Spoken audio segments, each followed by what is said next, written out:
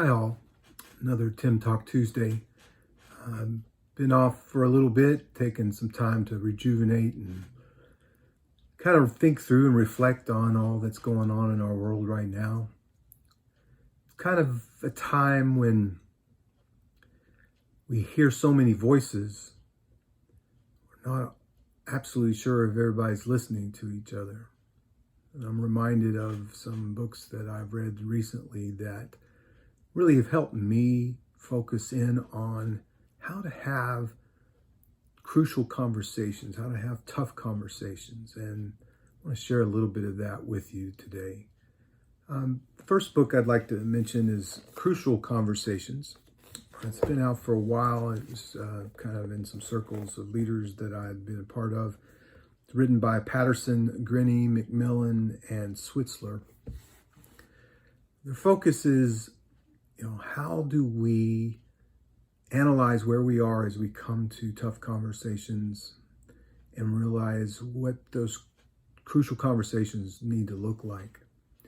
One of the pieces that I've found very beneficial for me is that when we come to a conversation, we've got to come with an open heart and an open mind. We have to be clear on what we're trying to communicate and why we believe that. What's our story in this, and what are we hoping others will understand from us? At the same time, whoever we're having a conversation with is coming to the table in the same way. They have their experiences and their perspectives, and they have just as much right to be in that conversation from where they are as well.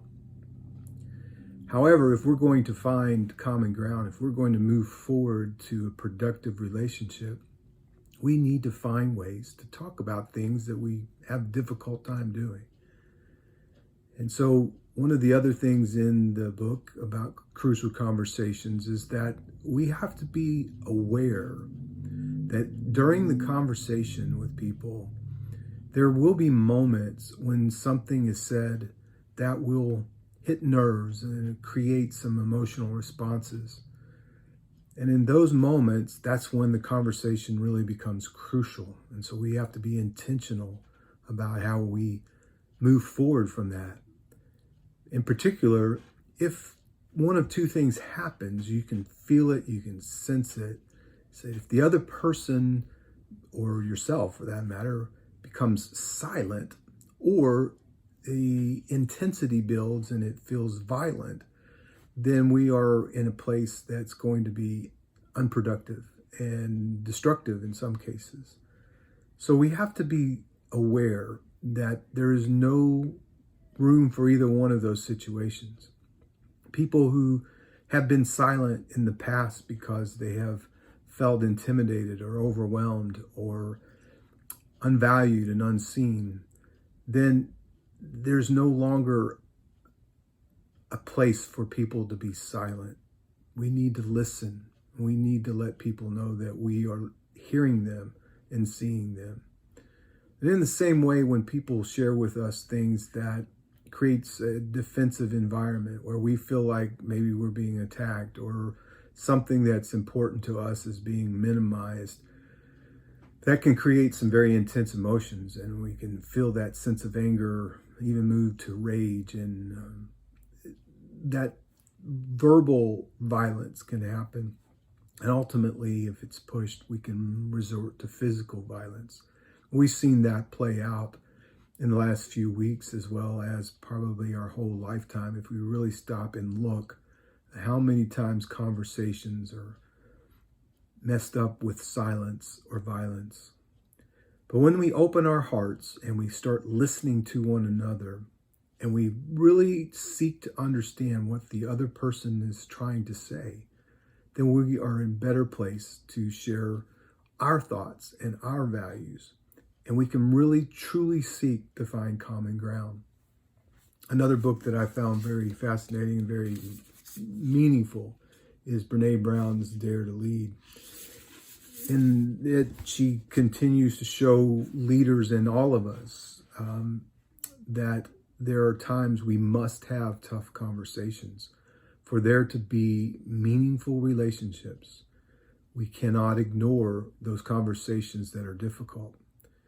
And she talks about getting curious and finding a place that's safe to rumble with one another and to really come to a sense of where do we go from here.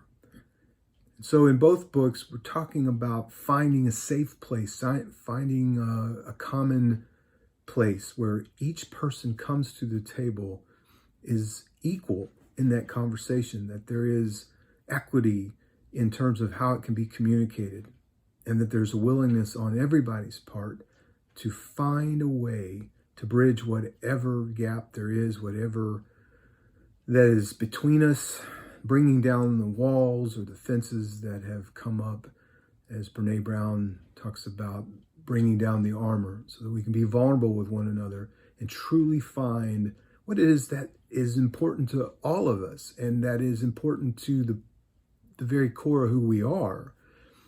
And every person that's in these conversations really wants the same thing. We just want to be heard. We want to be valued. We want our beliefs to be validated.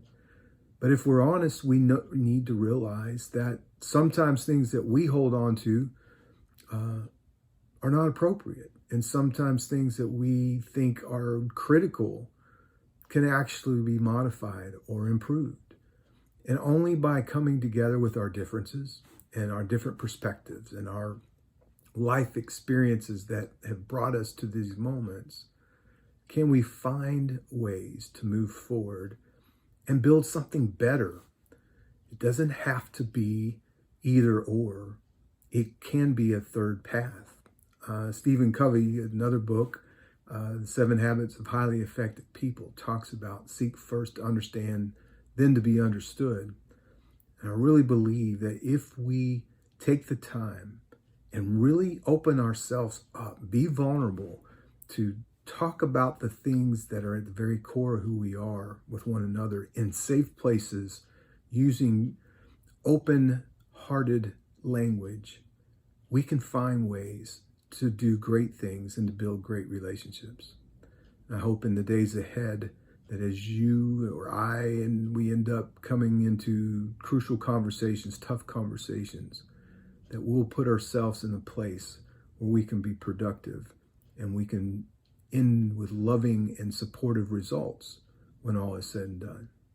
Hope you have a great week. Thanks.